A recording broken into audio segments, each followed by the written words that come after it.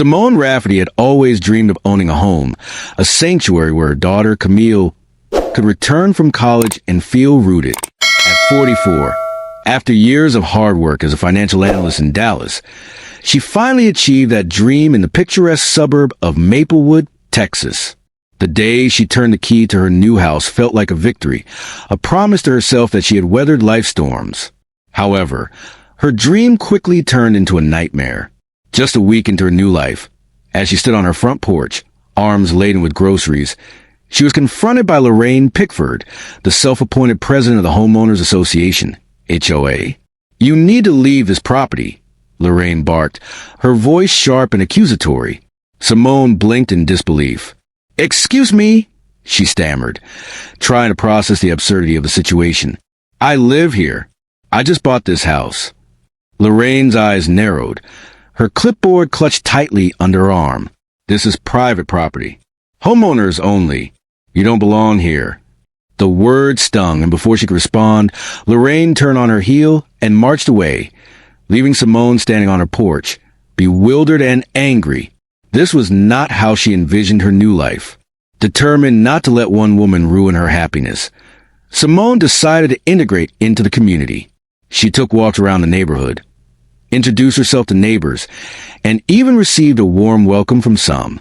But Lorraine was always lurking, clipboard in hand, observing her every move. It was clear that Lorraine had made it her mission to scrutinize Simone's every action. One Sunday, after returning from the grocery store, Simone encountered Lorraine again. "You need to leave this property," Lorraine repeated, her tone dripping with disdain. "I'll call the police if you don't." Simone's patience snapped. "Call them. I have the deed, the mortgage, everything. I live here," she shouted, her voice echoing down the street as neighbors began to gather. Simone felt a mix of fear and defiance. Camille appeared at the door, confusion etched on her face. "Mom, what's happening?" she asked, her voice trembling. "This woman is accusing me of trespassing in my own home." Simone replied, her heart racing. The police arrived shortly after, and after reviewing Simone's documents, they confirmed her ownership. "There's no issue here, ma'am," the older officer said, his expression sympathetic. But Lorraine wasn't finished. She stormed away, muttering about how the neighborhood was going downhill. The confrontation ignited a firestorm in the community. Whispers spread like wildfire, and Simone found herself at the center of a brewing conflict. Some neighbors supported her, while others sided with Lorraine. Fearful of her wrath, Simone felt the weight of the neighborhood's division pressing down on her.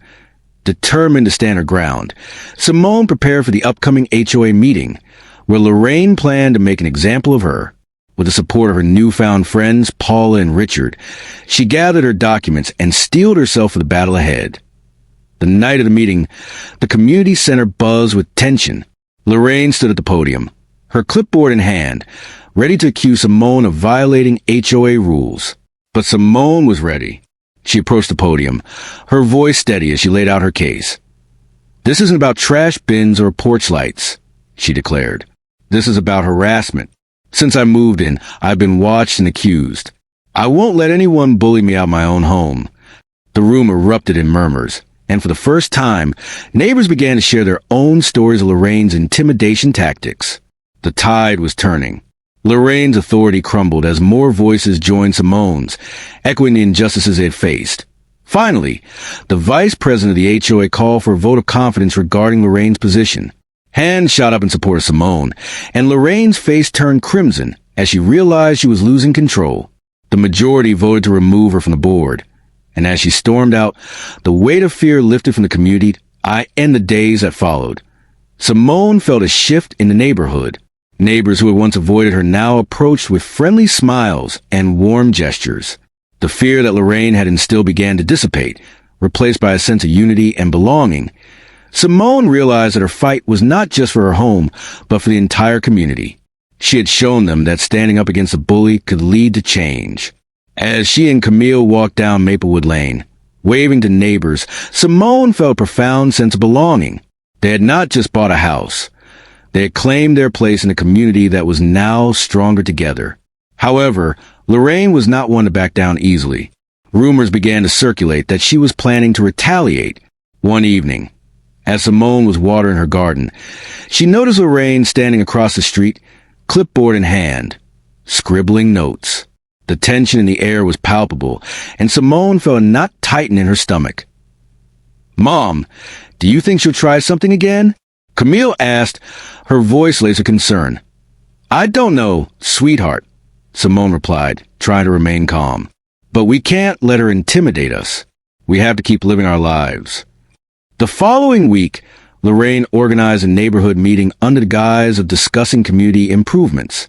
However, it quickly became apparent that her true intention was to rally support against Simone. She painted a picture of chaos, claiming that Simone's presence was disrupting the harmony of Maplewood Lane. Simone received a text from Paula just before the meeting. "Heads up, Lorraine is trying to turn everyone against you. Be prepared." As the meeting commenced, Lorraine stood at the front, her demeanor authoritative. "I believe we need to uphold the standards that make our neighborhood great," she began, her voice dripping with condescension. "We can't allow just anyone to move in and disrupt our way of life." Simone felt her heart race. She stood up, her voice steady but firm. "I'm not here to disrupt anything. I'm here to be a part of this community. I've worked hard for my home, and I deserve to be treated with respect." The room buzzed with murmurs, and Simone could see some neighbors nodding in agreement. But Lorraine wasn't finished. "We need to protect our neighborhood from outsiders who don't understand our values," she said, her eyes narrowing at Simone. Simone took a deep breath, feeling the weight of the moment. This isn't about values. It's about fear. Fear of change, fear of the unknown. But we can't let that fear dictate how we treat each other. The tension in the room was thick, and for the first time, Simone felt a shift. Neighbors began to speak up, sharing their own experiences with Lorraine's overreach. "I remember when she tried to tell me how to paint my house," one neighbor said. "It's ridiculous." As the meeting progressed, it became clear that Lorraine's grip on the community was slipping. The tide was turning, and Simone felt a surge of hope. By the end of the night, the majority of neighbors expressed their support for Simone, and Lorraine's attempts to undermine her only backfired. In the days that followed, the atmosphere in Maplewood Lane transformed. Neighbors who had once been hesitant to engage began to come together, organizing block parties and community events. Simone felt a sense of belonging that she had longed for since moving in. One afternoon, as Simone and Camille were setting up for a neighborhood barbecue, Richard approached them with a smile. "I just want to say thank you for standing up to Lorraine. You inspired a lot of us to speak out." Simone smiled back, feeling a warmth in her heart. "I couldn't have done it without all of you. We're stronger together." As the barbecue kicked off, laughter and chatter filled the air. Neighbors mingled, sharing stories and enjoying the food. Simone felt a sense of peace wash over her. This was what she had envisioned when she bought her home, a community where everyone felt welcome. But Lorraine was still lurking in the shadows. She had retreated to her home, but Simone knew she wouldn't stay quiet for long. One evening, as Simone was cleaning up after the barbecue, she noticed Lorraine standing at her window, watching. The tension was palpable, but Simone refused to let it affect her. Days turned into weeks, and the community continued to thrive. However, Lorraine's resentment simmered beneath the surface. She began to spread rumors about Simone, claiming that she was trying to change the neighborhood's character. But this time, the neighbors stood by Simone's side, refusing to let Lorraine's tactics divide them. One day, as Simone was gardening, she received a visit from Paula. "I heard Lorraine is planning to file a complaint against you again," Paula said, concern etched on her face. "We need to be prepared." Simone nodded, determination in her eyes. "I won't let her intimidate me. We've come too far to back down now." As the next HOA meeting approached, Simone gathered her documents and prepared her case. She knew Lorraine would try to undermine her again, but this time, she had the support of her neighbors. The night of the meeting arrived, and the community center was packed. Lorraine stood at the front, her clipboard in hand, ready to launch her attack. But Simone was ready. She approached the podium, her voice steady as she laid out her case. "Tonight, I stand before you not just as a homeowner, but as a member of this community," she began. I face harassment and intimidation, but I refuse to let fear dictate my life. We are stronger together, and we must stand up against bullying in any form." The room erupted in applause, and Simone felt a surge of confidence. Lorraine's face turned crimson as she realized she was losing control. Neighbors began to share their own stories of Lorraine's intimidation tactics, and the tide was turning once again. Finally, the vice president of the HOA called for a vote of confidence regarding Lorraine's position. Hands shot up in support of Simone, and Lorraine's authority crumbled as more voices joined in. The majority voted to remove her from the board, and as she stormed out, the weight of fear lifted from the community. In the days that followed, the atmosphere in Maplewood Lane transformed. Neighbors who had once been hesitant to engage began to come together, organizing block parties and community events.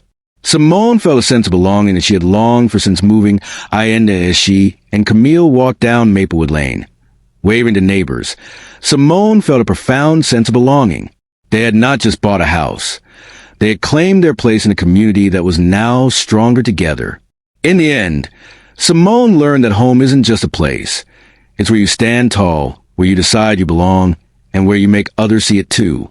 The moral of her story was clear. Courage and unity can break down the walls of prejudice and fear. And in that realization, she found her true home.